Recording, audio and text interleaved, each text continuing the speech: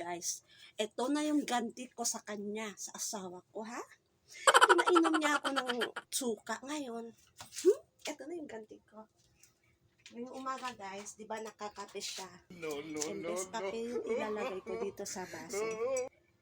Toyo yung ilagay ko. Ayan. Kasi andun siya sa tindahan. Siya muna yung tindero doon. Tara, samahan niyo ako. Dalhin natin to sa kanya. Ito na kape mo. Gawa ko. Salamat. Oo, masarap yan. Ako yung ginawa.